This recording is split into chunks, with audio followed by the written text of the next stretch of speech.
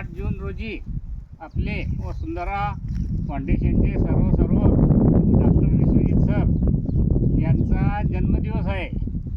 Doctor Vishwajit sir हे आमचे मार्गदर्शक सर्व वसुंधरा फाउंडेशनचे. डॉक्टर विश्वजित सर निसर्गकवी आणि निसर्गाबद्दल त्यांना एवढं हे आहे, पक्षीमित्र आणि आपल्या राणा प्रताप व्यवस्थापन समितीचे अध्यक्ष आणि आमच्या सर्व वसुंधरा फाउंडेशनचे सर्व कोणताही कार्यक्रम असो, काही असो, कोणाचा बड्डे असो, ते धावून येतात.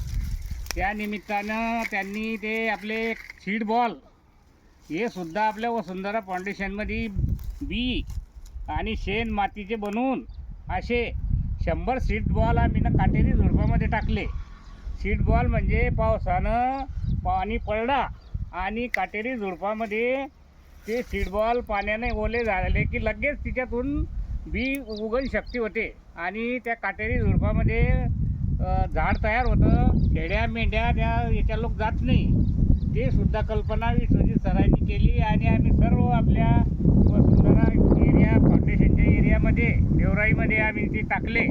विश्वजित सरांच्या वाढदिवसाबद्दल त्यांचं सांगायचं म्हणजे एवढं आहे की सुद्धा त्यांचं नाव घेतात विश्वजित,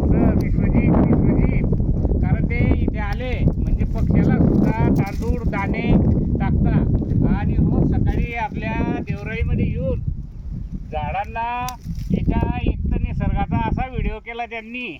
वसंत ऋतूमध्ये पळसाच्या जाती कोणत्या देशात आहे.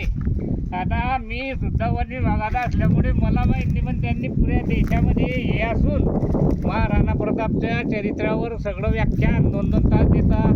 गड किल्ल्याबद्दल माहिती, शिवरायाच्या याच्याबद्दल माहिती, असे आमचे सर्वांचे लाडके डॉक्टर विश्वजित सर आज वसुंधरा देवराईमध्ये आम्ही वृक्षारोपणाचा कार्यक्रम केला.